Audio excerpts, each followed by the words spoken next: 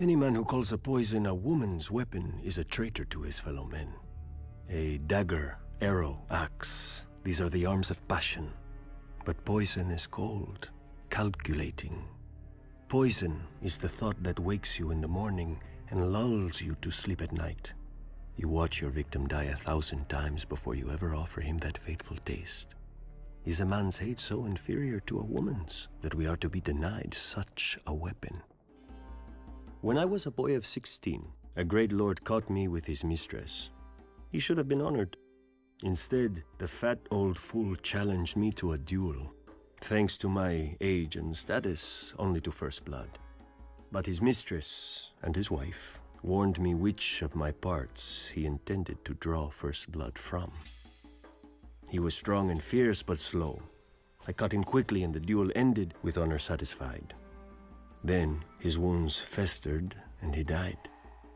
Ever since, men have called me the Red Viper, a name that never fails to draw a laugh from me, as if a single serpent was all I knew of venom. Essence of nightshade is the gentlest of poisons.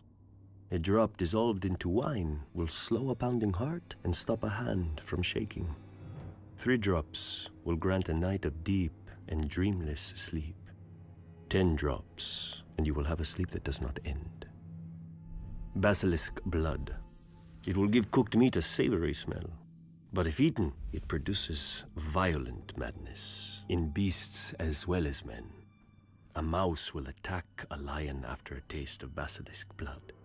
But to a man who knows his art, is not passion a form of madness?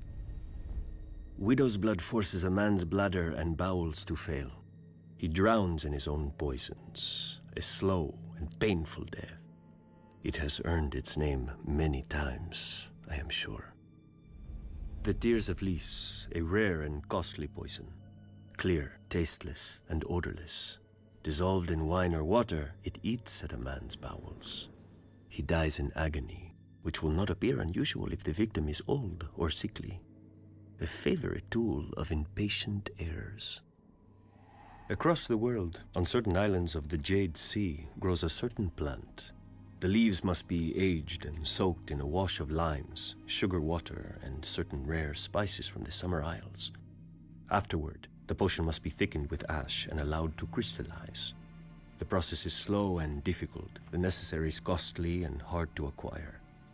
The alchemists of Lys know the way of it, and the faceless men of Bravos and the maesters. Dissolved in wine, it makes the muscles of a man's throat clench tighter than any fist. A victim's face turns as purple as the little crystal seed from which his death was grown. And so we call it the Strangler. Which of these vials would I take from its shelf, you may ask? None. To kill a man at his table or in his bed bores me. To toil hours over a boiling pot, measuring and stirring, bores me. How life begins is always entertaining, and my kind must make sure its end is worth our wait.